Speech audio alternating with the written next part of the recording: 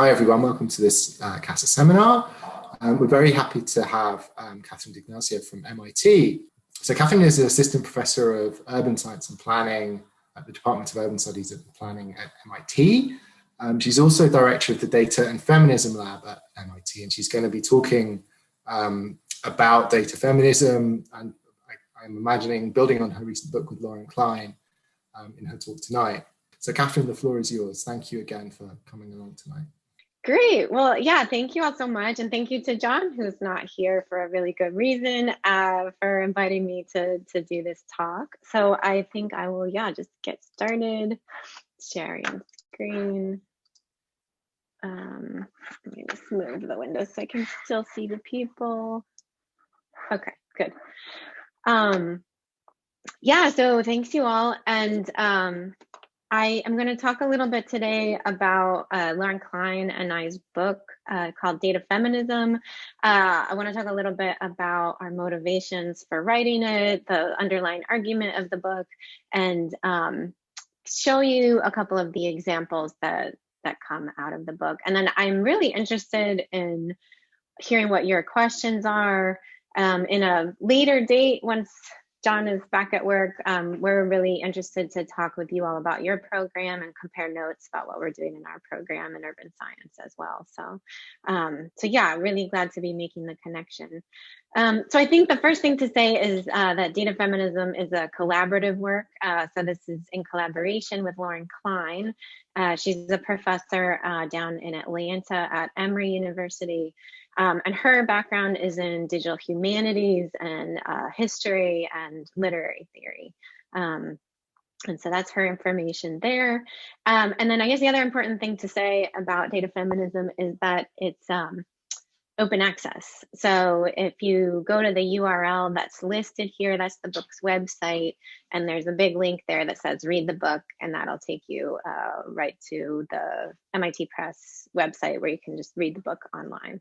So that was very important to us that we try to publish it in an open access way.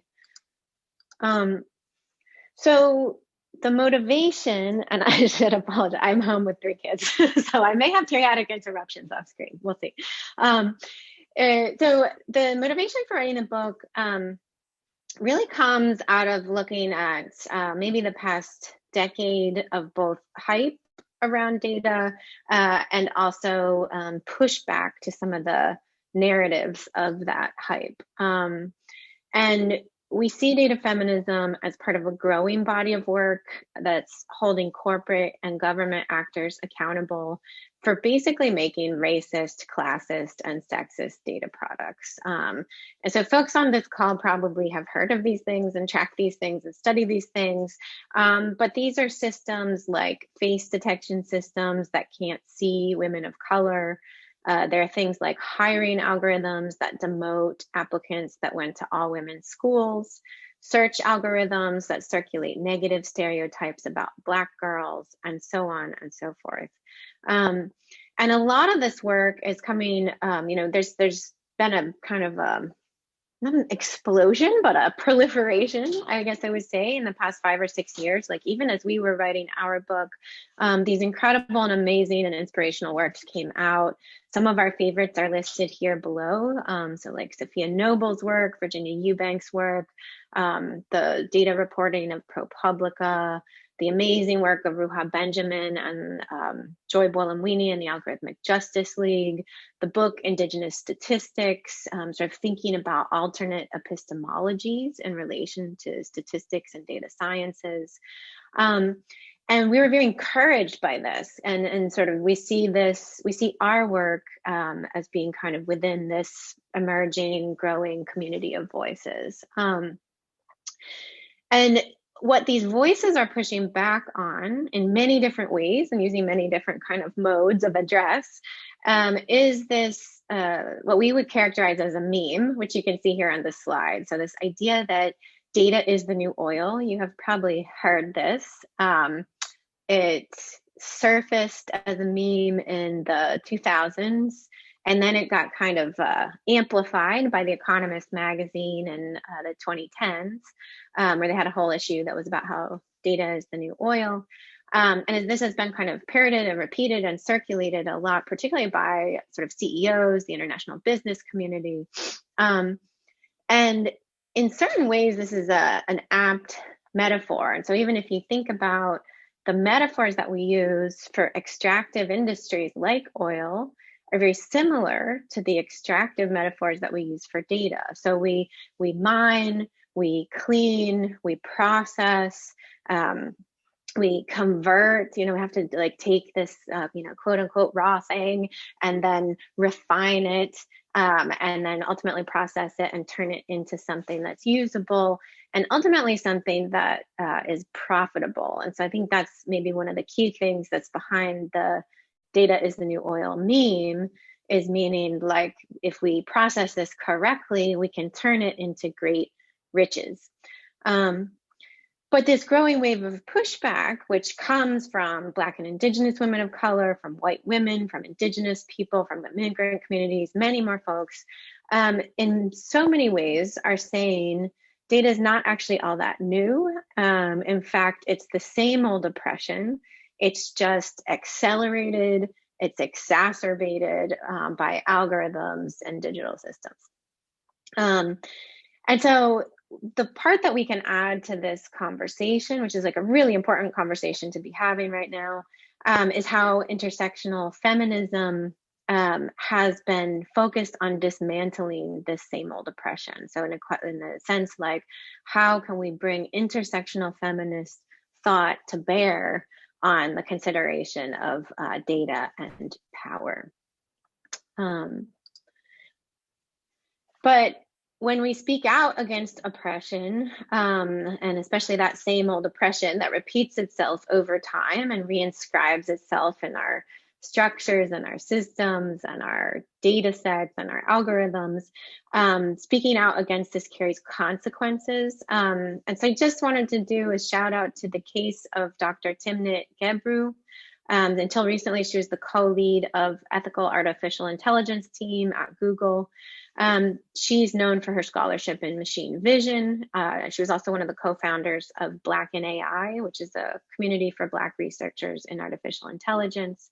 And so folks may have seen that she was on track to publish a research paper. Leadership at Google had approved that research paper for publication. And then suddenly they reversed their decision and asked their team to retract the paper. And then when Dr. Gebru asks for transparency for like, why are you asking to retract this paper? It's already been accepted to a conference. In fact, Google fires her. So you may have seen that there's a petition still circulating. More than 2,500 Google employees have signed it. 4,000 academics and AI researchers have signed it. There have been some Black colleges, Black recruiting firms that have dropped Google as a client. 9 members of the US Congress wrote a letter to Google demanding transparency for this very high profile firing. But to date, there's really no answer from Google. And so recently, colleagues and I published a piece that sort of situates this case of sort of retaliatory firing of Timnit Gebru in a much longer line of abuse and what's called misogynoir. So like the unique sort of set of racism and sexism that Black women face, in particular when they speak truth to power.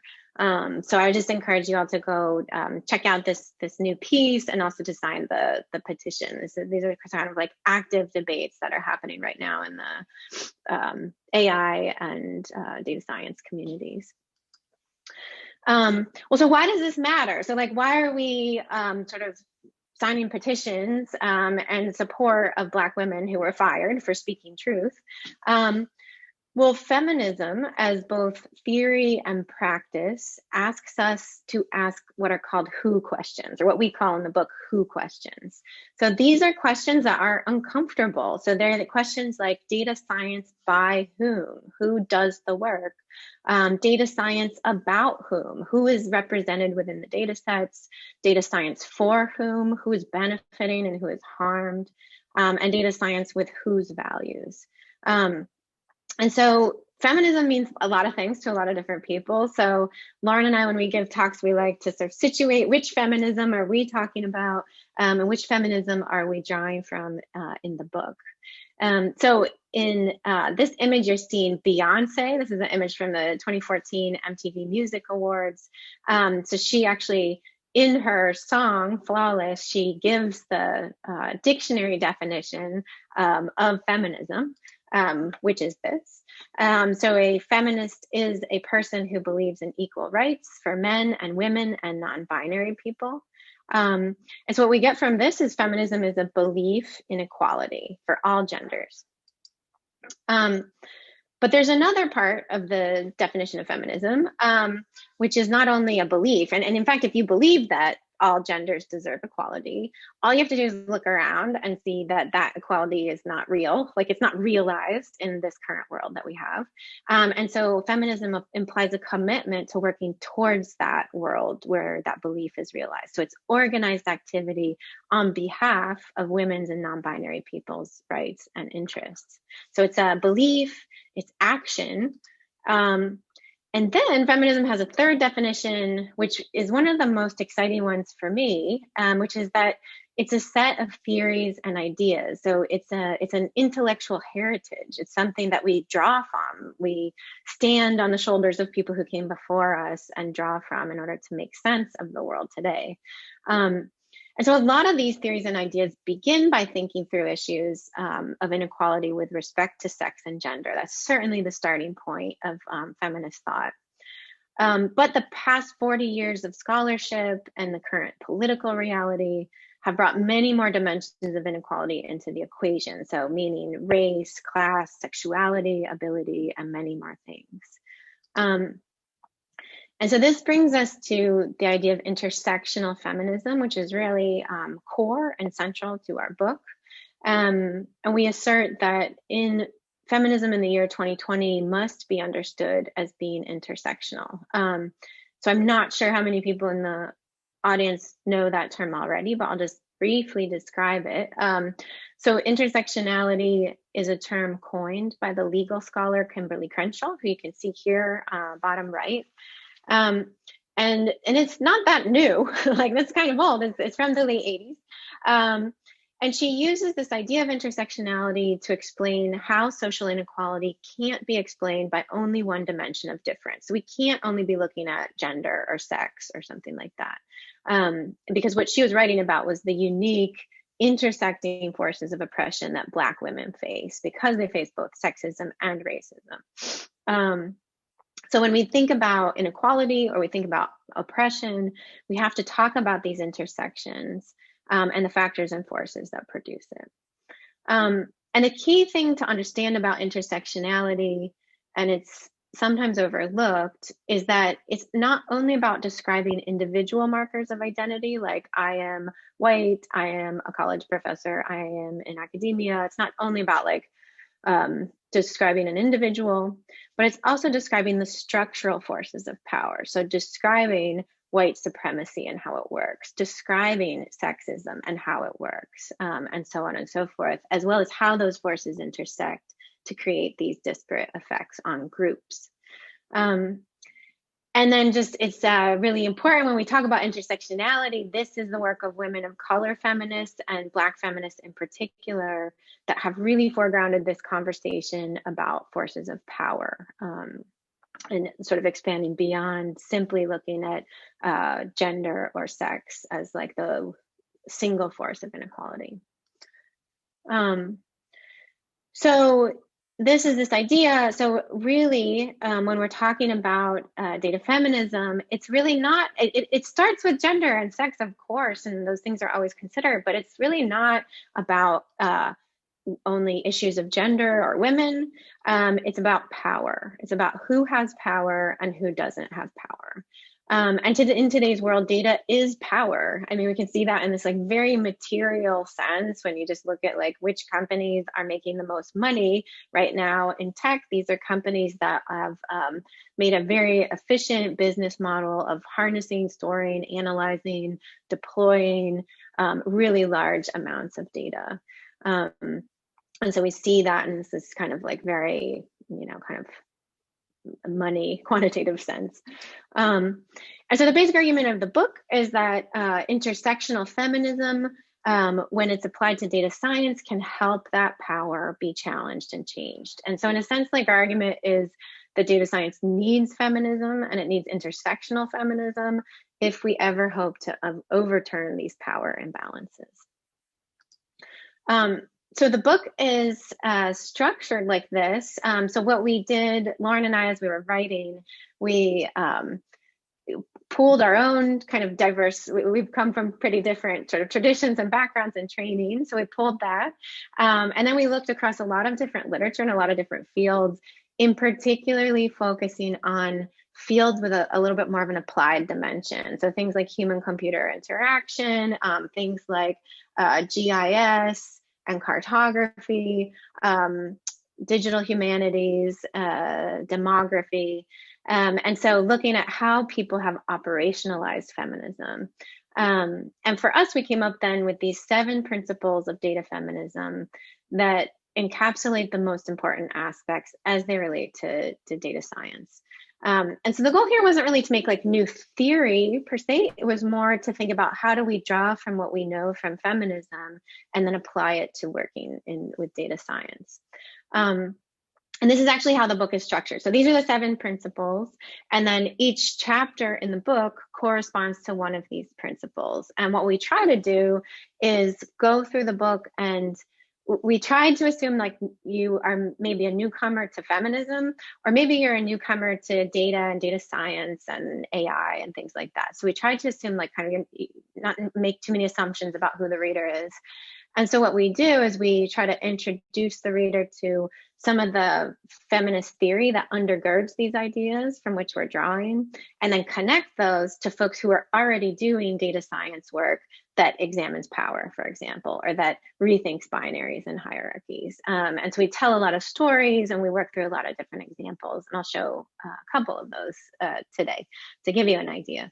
And so, yeah, I don't have time to go through all of the principles, but maybe the one thing I'll draw your attention to is that the first 2 are about power. So this idea of examining power and kind of undertaking this analysis of power in whatever the project is that you're working on, and then challenging power. And those really correspond to those 2 ideas of like, you know, feminism is this belief in equality combined with action to try to realize that equality, kind of looking around and understanding that the world as we know it is not the vision of the world that we want to see yet. And so when folks ask us, you know, what makes this like feminist versus just good data science or something like that, this is really the answer to that question. It comes with this analysis of power, and in particular power as thinking about forces of structural oppression. So thinking about, like, explicitly thinking about racism and sexism and classism and all of the diverse ways that those show up in our information systems. So I'll just show a couple of examples that come out of the book. So this is one that corresponds to this idea of examining power. So thinking about, like, how do we use data science to examine unequal power? We talk in the book about projects like this, which is Mimi Onuoha's Library of Missing Data Sets. So this is a term that Mimi coined, this idea of missing data sets. And here she describes data sets that a reasonable person might expect to exist because they address issues of pressing social need, but they don't actually exist. So in her, like, data set of missing data sets, there are things like trans people killed or injured in instances of hate crime, people excluded from public housing because of criminal records. For a more topical example, the gender and race breakdown of people with COVID in the United States. We're still not doing a good job actually of tracking sex and gender data. And so she exhibits this. This is an art project. This is something we do consistently in the book, is sort of, and I'll come back to this, but is sort of challenge the idea that data science happens only like in databases and on computer screens. But so she exhibits this as an art project, and it's this filing cabinet which you can pull out and you can page through the physical file folders. And on the top of each file folder is listed the data set that doesn't exist. And you can kind of like look through them. You can even take out the folder from the file and open it up. But of course, on the inside, there's nothing there because we don't have any records about that particular thing. And the point that she's making here, Mimi's sort of pointing out to this imbalance of power with respect to data collection in the world. And so a lot of times when we're talking about bias in algorithms, or we're talking about bias in data sets, but what she's pointing to is that this kind of bias shows up long before you get to the data set. It's in fact in the decisions that our counting institutions make for what do we care about enough to collect? What do we invest enough money in order to collect? What do we care about storing? And what do we not wish to see? And thus we don't even collect data about. And so this also illustrates this idea of sort of beginning with an analysis of power, kind of saying, well, like, look at all of these things that we're not collecting about, that we're not talking about. So the next example comes from the second chapter and has to do with the principle of challenging power. And in fact, this is another case of missing data sets. So this one has to do with feminicide in Mexico. And feminicide, for those of you who don't know that term, these are gender-related killings of women and girls. So they're killings of a person for their gender. It includes cis and trans women. Feminicide, thanks to the Latin American feminist activist movement, which is really quite strong right now, feminicide has been defined as a crime in almost all of the countries in Latin America. And yet, even though they've defined it, the state doesn't systematically collect data on feminicide. And so this sort of inaction on the part of the state is, again, the subject of anger, in particular from the feminist movement, other folks. And you can check this out in the hashtag Ni Una Menos, which means not one less woman, basically. And so we tell the story in the book of Maria Salguero, who she actually says she's not an activist. She's a kind of individual private citizen. And she was very frustrated by this idea that like the state is not doing enough. They're not even investing enough in like knowing the full scope and scale of the problem in Mexico. So she decided to start collecting that data. And so she's been doing that collection for 5 years, more than 5 years at this point.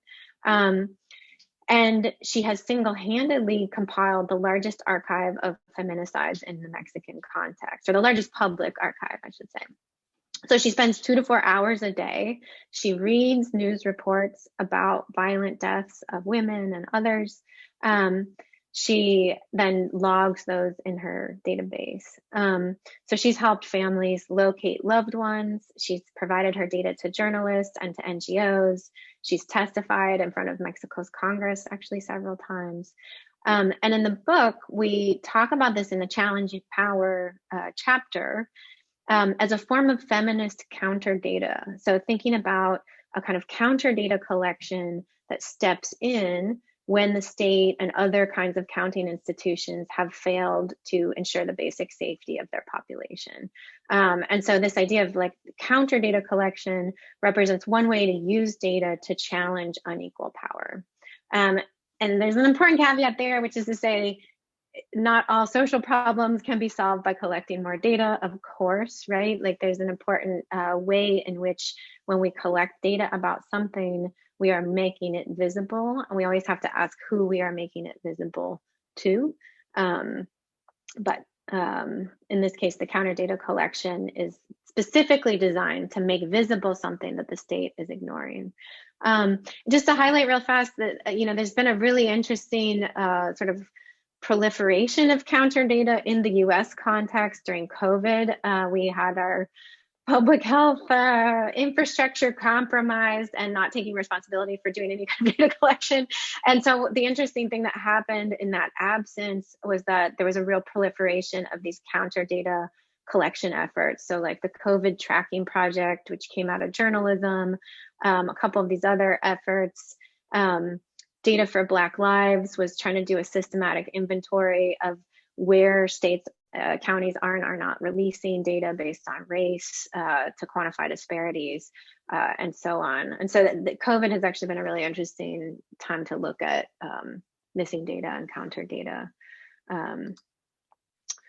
So then the next principle that I'll talk about, this comes from chapter 5. Let me just see where we are for time. Yeah, I'll talk maybe about like 2 more examples and then we'll wind up.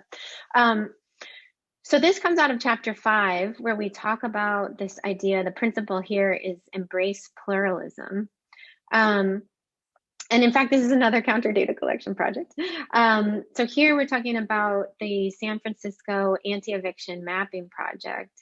But really here we're using it as a case study in process. And so one of the things that we talk about in the book is how, of course it matters what like the subject of the data are, it matters who's doing the collection. And it also really matters sort of what is the process by which you're doing the collection and who gets to be involved in that process. Data science, machine learning, computer science do not have a disciplinary tradition, at least, of kind of really preoccupying themselves with participatory methods. And so we think there's a lot to be gleaned from participatory design methods, from participatory action research methods, and things like this.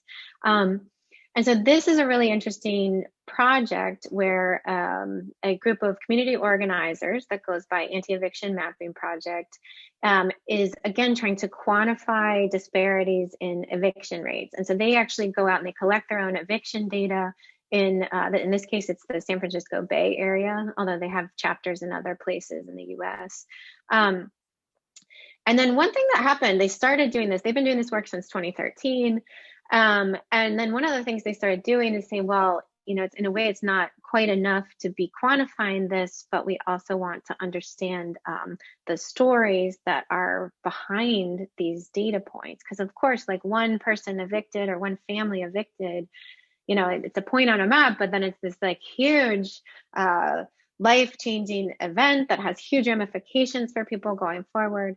And so that's what you see with the blue dots on this map here. So the red dots are the evictions. The blue dots are places where then the Anti-Eviction Mapping Project went in and conducted interviews, collected oral histories of folks, and produced these videos. So the Phyllis Bowie, who's shown here, is one of those videos.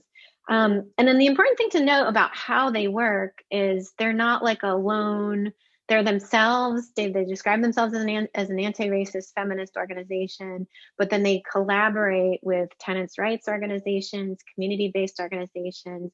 They work a lot with youth in San Francisco and like train them up on cartography and data literacy and even arts, because they produce data murals.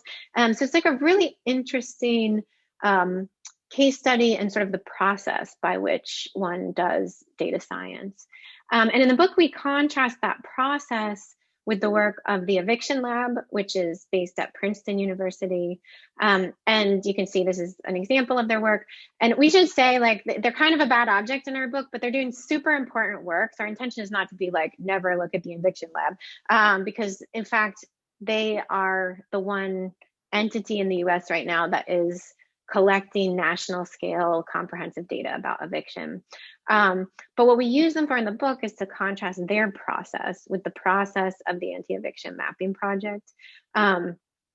And what they did, and in fact, we describe a kind of a little altercation that these two groups had. So Eviction Lab went to AEMP and was like, hey, can we have your data? AEMP was like, we're not sure. Are you going to make sure this doesn't go to landlords? Because they're really serious about protecting the tenants in their case. And then Eviction Lab kind of was like, oh, that's, the process was too slow for them. So they went off and they purchased a real estate database in order to show their work.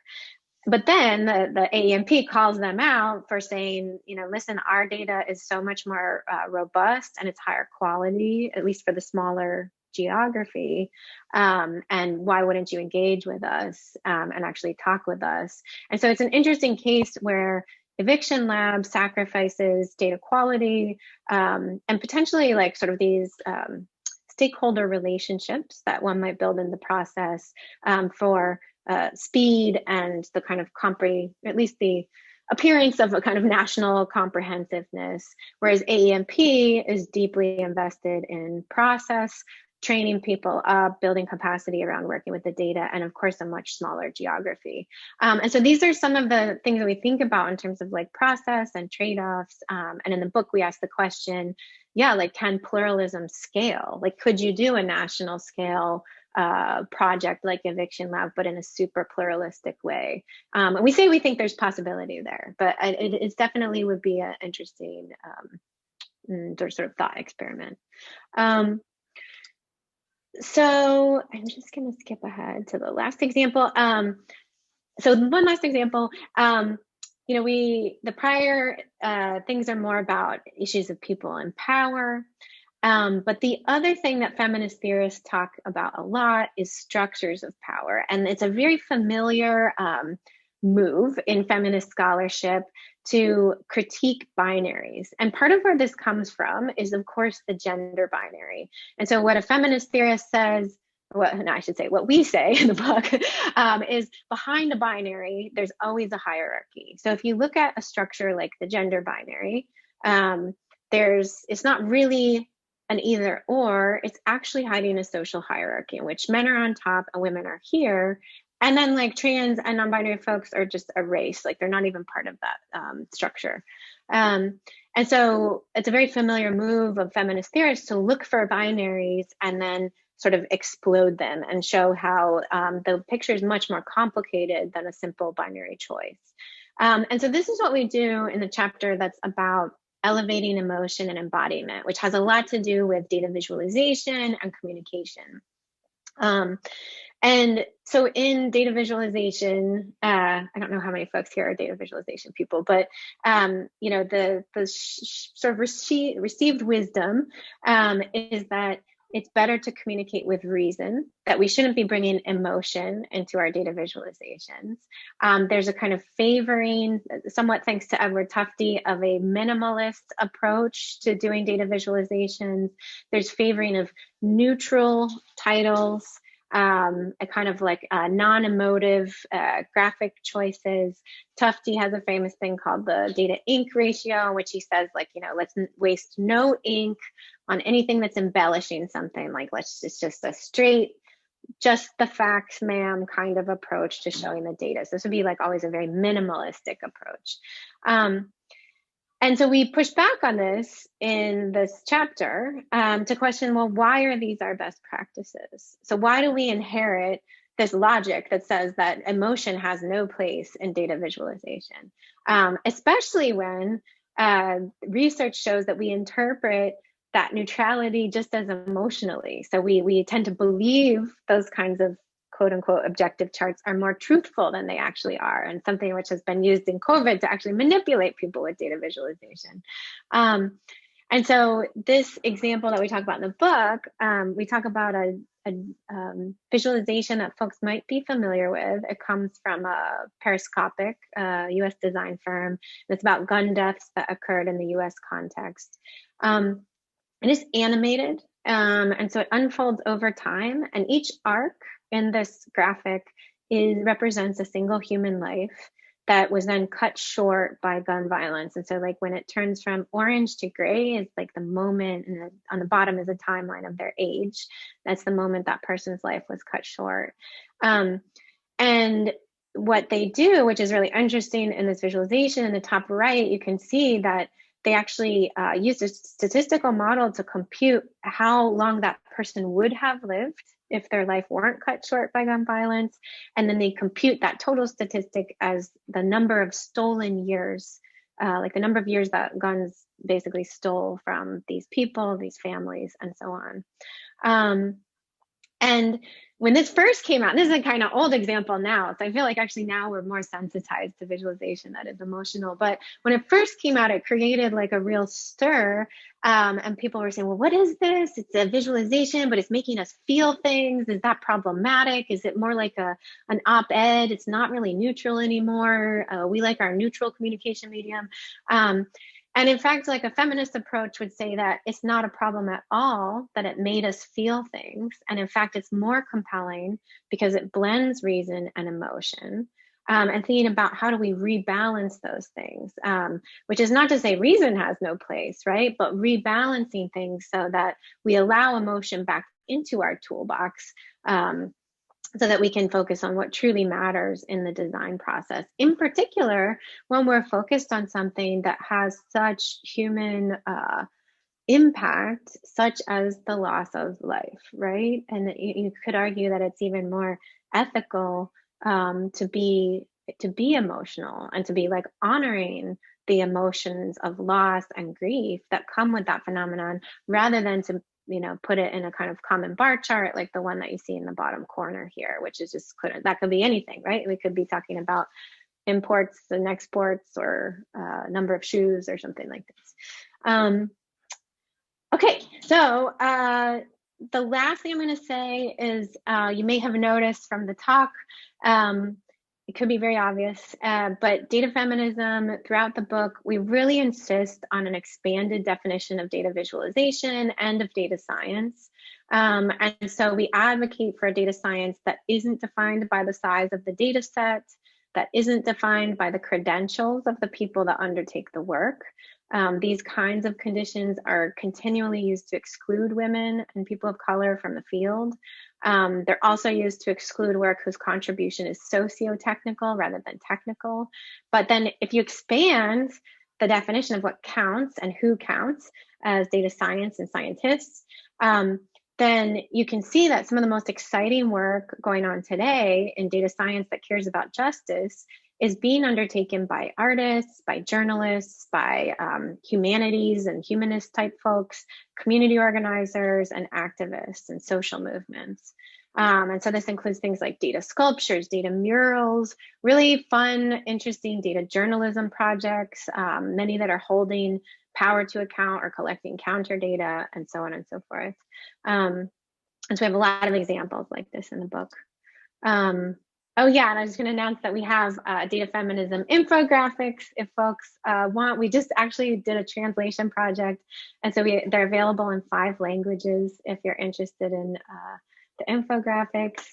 And yeah, and to be in touch, this is like 9 different ways to contact us. So we're happy to receive your requests on any medium, and yeah, looking forward to your questions. Thank you, Catherine. That was a fantastic talk. It's very powerful, building on these very clearly on these foundations as you do, transparently laying out challenges, and also giving us tools to implement the principles that you talk about. I mean, I have a bunch of notes and a huge number of questions, and I know that the 100 or so people in the room will have them too. So let me start the process by trying to pick out a couple of things. Okay, stuff is already appearing in the chat. And one of the things that struck me about your discussion of missing data is, there's a couple of things behind that, which you alluded to. One is that the data isn't there and it needs to be collected. But another aspect is that the data is there, but it's not made available. So I was wondering if you have a sense of which is the bigger problem? Is it that we need counter data, or is it that we need open data? Or is it both? Yeah, probably both in different cases, I mean, if we just think case by case, at least of the stuff that I've talked about, I mean, things like feminicide in Mexico, the government is not actively working on that at all, I mean, so like they haven't trained. I mean, part of it's like, once you think about missing data, it's like, oh, we need to collect that data. But then it's like, wow, you need a really big infrastructure. Like you need to be able to train medical examiners and say, well, this is a definition of feminicide versus just a female homicide. And they're different, And so that you need like that retraining, so it gets recategorized. You need the retraining of like the police officers that might respond to domestic abuse type of calls. Like it kind of flows down the whole pipeline. You need some kind of verification system to go back and relook at the cases, and all of that needs resources. So in those cases, I'm just thinking too, one of the, and in the case too, for example, one of the cases in the US is also people killed in police violence as well. And so it's been a kind of willful myopia on the part of the state, because also the state doesn't want to be seen as assuming responsibility for these things or acknowledging that there is a problem that exists, if that makes sense. And so like a lot of times the missing data actually points to these more deeper structural issues that don't necessarily exist when data is just not open. And so, but I mean, I think that the case of open data is also interesting, because you could make the case that like, yeah, we should have more data that is open. But in most of the cases, at least when we talk about things like violence against minoritized people, often like it's like the state isn't carrying enough data to even capture the data. So I think they're separate. But I think they could be flavors of the same thing, because there's also obviously like an important accountability function. And that's where also I was teaching prior to coming to MIT, I was teaching in a journalism department. That's why you'll see in the book, a lot of the examples come out of journalism. And I think that that sphere has a big role to play in that accountability function. So either in doing counter data collection, which they have incentive and sometimes resources to do in journalism, and then also in the kind of trying to open data and do requests for data to be open and push for that as well. So I don't see them as exclusive. Yeah. Thank you. So, and one other question from me as stuff is coming in the chat. I mean, your response made me think about some of the kind of interesting and strange allies that we've had this year in kind of data provision. So I'm thinking particularly of the pandemic in the US and the way that companies that basically do, surveillance capitalism have opened up their data sets and made them available. I mean, what should we think about that? I mean, it's obviously very powerful stuff. And I've seen a bunch of papers which, make interesting and important contributions to knowledge and policy using that stuff. But we have all kinds of issues about where it's come from and how it's collected. So, I mean, how should we think about that? Yeah, that's a great question. I don't have I don't have a great off the cuff answer. I don't think it's like one of those things that you inherit. So yeah, like you inherit this world where these large corporations are amassing enormous quantities of data far beyond that which of like that governments are amassing typically on private citizens. And then I think where I would point to more work being needed to be done is thinking about like, how do we regulate those corporations, both in regards to like what they can and can't collect, but also in regards to how they share. Because if we're going to accept the world in which the corporations have the most information about all of us, which I'm not saying I accept that. So like maybe there's a world in which we refuse that world too. But if we accept that world, then I think we also need to think about how do we force them through regulation, because it won't come otherwise, to share their knowledge for public good, so that there's like some really clear sort of public accountability. Like if we're going to allow you to collect this much private data about private people, we need to be able to leverage this data for public good in some kind of responsible way, so that it's like, it's anonymized and so on and so forth, but that we can actually do scientific research. We can use it in times of pandemics. Like these are really important things. And then I think I would maybe even back up on myself and say, like, why are they the corporations that have all the information? Like, I think like we should really question that as well and think about like, I don't think that corporations can be trusted with following the public good. So either we regulate them or we take that power of collection away from them and give it to entities that would have more public service at the center of what they're doing, I guess. Thank you. So look, some questions from the floor now. A couple about your point about about kind of process. and pluralism. So Divya says, one of some kind of pushback I've seen on embracing pluralism is that it's kind of too difficult to do. So, how do we know when to embrace it? And then a kind of related question from Patricia is, as she puts it, how relevant is it that the people behind the process and data collection are plural? So that might be a question about a kind of identity and how people present, or it might be about the kind of group diversity. Sure. Yeah, great questions. And I skipped over my slide about this actually, but yeah, I think the pluralism, like if we are really going to be serious about doing a kind of participatory data science, participatory machine learning, or what have you, it means embracing different methods, and augmenting the current set of methods, but it also means embracing different methods and process, and it means allowing allocating time and money to those processes and thinking about how that's important. And I think that's one of the key things that often doesn't get when we're writing grants or when funders are funding grants. It's one of the things where there's not adequate time and space allocated to that kind of process. And so that's the first thing is I think always funding. So I think so many things come back to money. So so I think figuring out how do we educate funders and allocate the right amount of funding and time. But even when you have funding and time, you're still limited. We don't have infinite money and time, and we'll never have that. And so how do you think about, who do you bring to the table? We can't bring everybody to the table, especially when we're developing a system that is potentially scaling and reaching thousands of people. You can't involve all the thousands in that.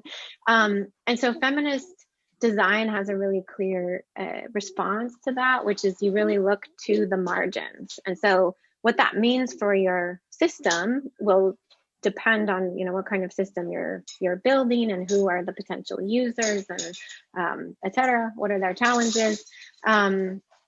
But you look at the margins and you design for the folks at the margins, and then by doing so, you'll build a system that works for hopefully most people. And then I also think there you can think about how you involve marginalized folks in a respectful and responsible way, because that's the other thing.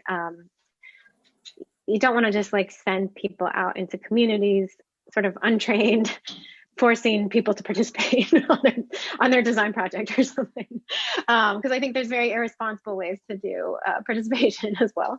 And so thinking about how we engage folks, how we do it responsibly, how we compensate people for their time and labor, and thinking about what are, you can often think, especially if you're building a system that's going to potentially go to many thousands of people, how do you kind of prioritize the folks at the margins, do qualitative interviews with them, maybe create an advisory board composed of those folks who can give you feedback along the way, pay them for their time in a way that's generous, and really treat them like experts. And so that's, I think, a way that to do it where it's, it's feasible within a project timeline. But I do think time and money needs to be allocated, and work to build relationships with those groups needs to be allocated as well. So just like data is we often use these extractive metaphors with data, we do extractive practices with data.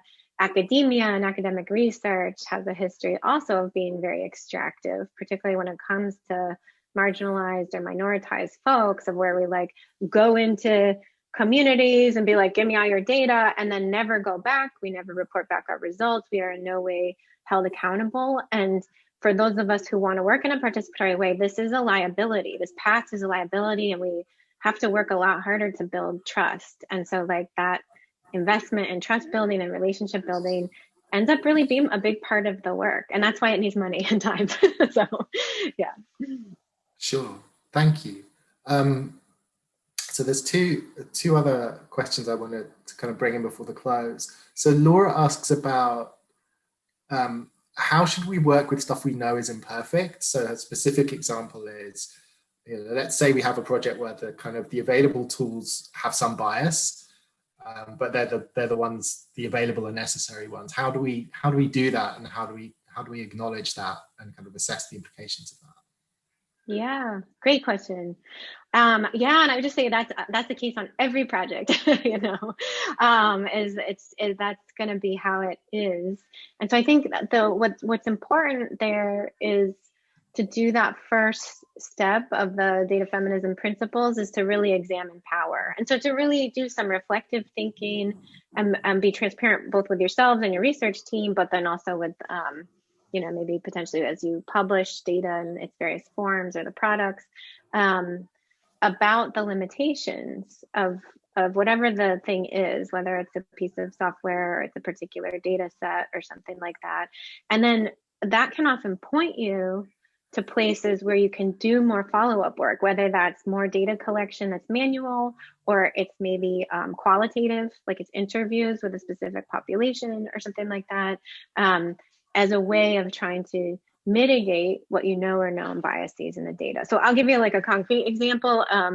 I'm working on a project right now where I've kind of furthered that work, the work that I was talking about that Maria Salguero does, where I'm now working with a number of different groups of activists who are collecting feminicide data from news reports. And so we're looking at how we might help automate some portion of their labor to streamline their data collection, because they're often doing it in very kind of like low resource environments. They don't have a lot of time, they're not paid, et cetera. And within that, you know, one of the things we noticed, we were trying to build a machine learning classifier to identify like, is this article about a feminicide or not? So, you know, we did that. We're getting really good results on the first pass. But one of the things that we realized we did not have a good amount of data in our training data set for was trans feminicide. And it's due to bias. First of all, it occurs less frequently, but also the media report on the deaths and recognize the deaths of trans people much less frequently as well. So it's like not even as much present in the media. And so one of the things we've done to try to compensate for that is we've gone out and collected a data set from a LGBTQ organization that monitors trans killings from media articles, and use some of their data and their articles to kind of augment the data set. So we overrepresent basically the articles about trans feminicide as a way of trying to get them to recognize, the classifier to recognize that. So, I mean, so that's where it's like you're understanding your own biases and your own blind spots can be helpful in terms of then going out and trying to mitigate those in various ways, if that makes sense. Very much so. So, I mean, there's a related question from Julian, I think, which you've kind of touched on the answer, but I think it would be good to try and tease it out. So he says, you know, would you view data science as sort of part of the master's tools, as Lord would put it? I mean, I think you kind of answered this in the last question, but it would be really good to you know, to get your thoughts on that kind of laid out. You know, what are the consequences of using stuff that is used in this way? Yeah. Yes. And I think that is such a great quote to think with. Actually, I feel like I come back to that quote all the time, actually. And I have complicated feelings about it in different cases. So like, yes, I think it's very much this case of like master's tools, because like many of the tools that we work with, like they have just, if you look at their origins, they have their origins in settler colonialism and militarism and genocide and military and war efforts. Like these are not, these are very value-laden, compromised circumstances from which we inherit all of our technologies. And in many ways, the folks who are using the technologies to the greatest advantage are perpetuating those systems of inequality from which they came, right? And so it's a complicated context. But I don't think, you know, but although you could debate me on this, because like I would love to hear what Audre Lorde actually has to say, you know, but but I don't think the answer is that we abandon them. And I think the thing to think about too is like the master's tools are not just tech, right? It's not just like high tech, fancy tech. The master's tools could also be reading and literacy, you know? So for many years, like reading and literacy were master's tools. Like they were things that were directly kept from enslaved people so that they couldn't have power to express themselves or to communicate their thoughts or theories or anything. And so if we expand that argument, you know, thinking about like sort of everything that's a tool or a technology, and it is in a sense a master's tool, and yet there's all these possible ways that one can appropriate, misuse, hack, employ in the service of like a different world from which the tool came. And I really sort of believe that as well. But, and because you always kind of have to fashion the next world that you want from what you got. And I mean, of course we could build new tools, but we're always building on something. So, so yeah, but yeah, happy to keep thinking about that though. I feel like that's going to be like a lifelong thing. So. Thank you. I mean, I think that's a really good point. I wish to leave it. I think we've got maybe a minute, but I want to take that time to, you know, give a large round of virtual applause to you for this talk. Thank you again. Thank you. It's been really inspirational to hear it. Thank you. The chat is now going to kind of explode with clapping emojis and appreciate that. Yeah, I'll take the clapping emojis in the place of all the audio. So yeah. Thank you. Thank you again for coming. I mean, you'll see. We can, you know, thanks to the surveillance power of Zoom, we can save the chat, and you can see the kind of conversation that's been running on. There are some other questions that we didn't have time to get into. Let me stop the recording now.